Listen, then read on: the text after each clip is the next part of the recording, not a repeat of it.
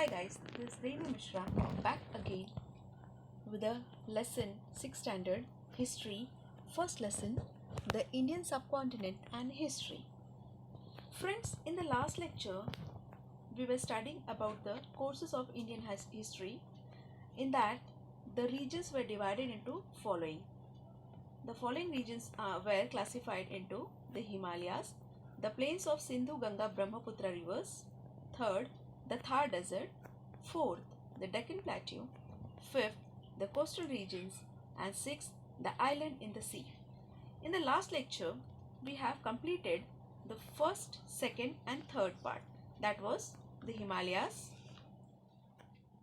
the plains of Sindhu, Ganga, Brahmaputra river, the Thar Desert. Today, we are going to continue with the fourth point, that is the Deccan Plateau. Now, Deccan Plateau region, as we know, Plateau region is the region which is in the central part of India, and this region, it lies between the east and west coast of India. East coastal region and western coastal region, between these the region which is situated, it is called as the Deccan Plateau. Let us start.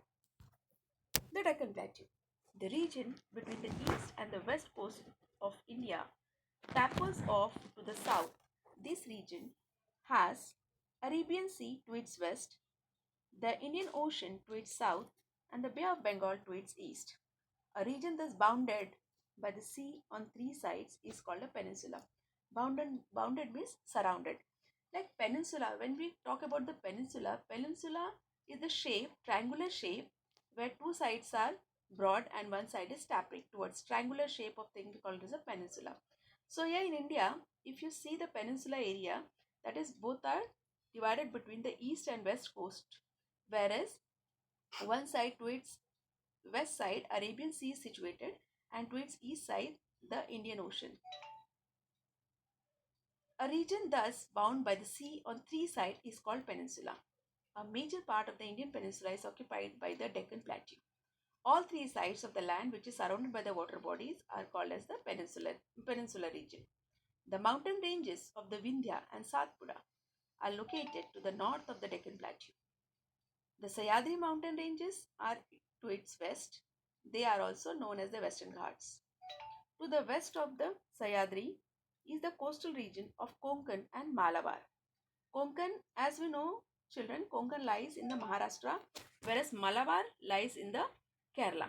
So these are the two areas which are situated towards the west of the, it is in the Western Ghat.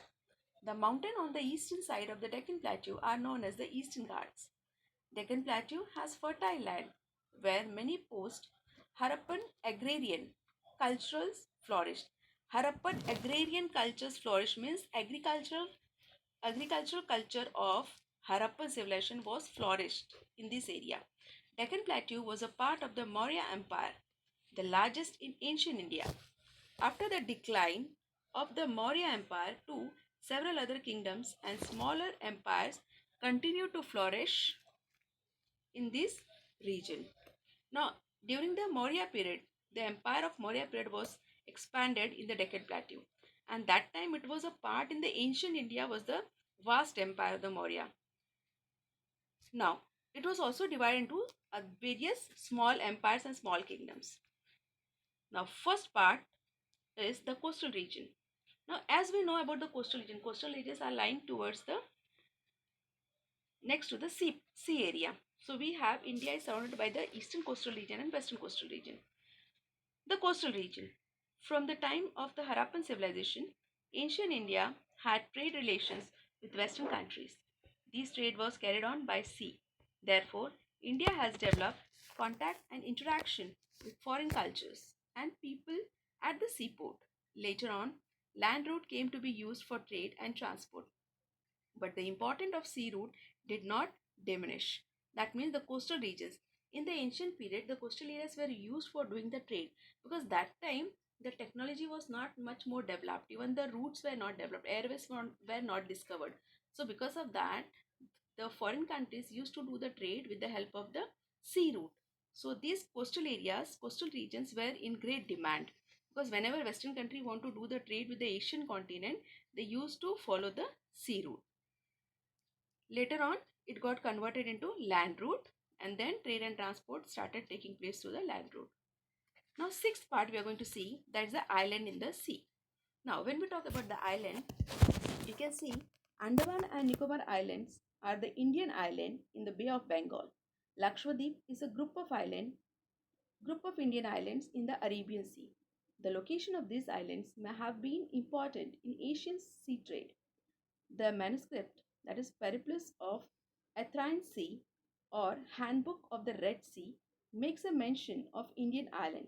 It has been written by the unknown Greek sailors. So we have two groups of islands. One is Andaman group of island, Andaman and Nicobar group of island, which is situated in the Bay of Bengal. Another is Lakshadweep group of island, which is situated in the Arabian Sea. So these two places shows us about the islands.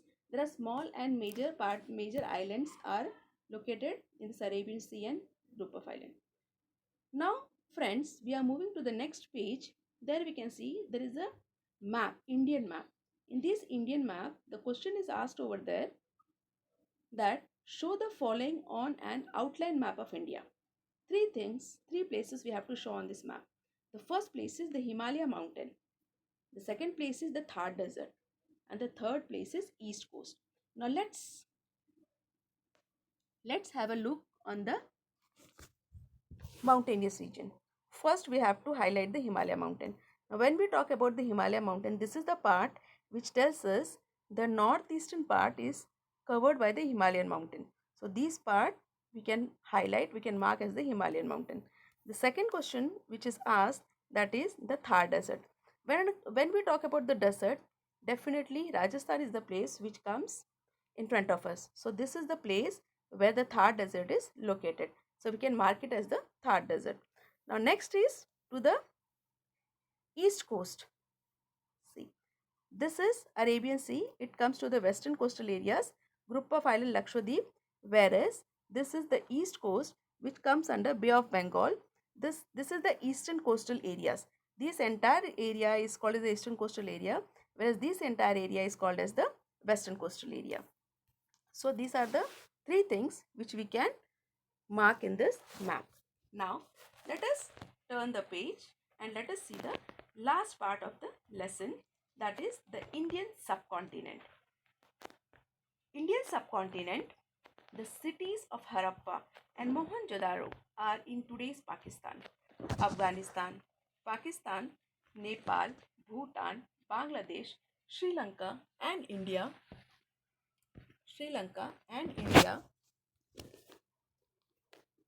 Together forms the region known as South Asia. Considering the expanding and significance of India in this region, it is also known as the Indian subcontinent. The Harappan civilization has spread mainly in the northwestern part of the Indian subcontinent. China and Myanmar are neighboring countries, are not a part of South Asia or the Indian subcontinent. However, they had cultural and trade relations with ancient India. They have an important place in the study of ancient Indian history. So, here in the Indian subcontinent, we can see the places where we can find the Mohenjo-daro or the Harappa civilization that was found in the Multan. So, Multan is a part which is today situated in Pakistan and Afghanistan. In the ancient time, before the independence, Pakistan was a part of India. So, Pakistan, Afghanistan, Nepal, Bhutan, Bangladesh, Sri Lanka, this all together country we call it as the South Asia. So guys, hope you have understood the lesson. Thank you for watching the videos.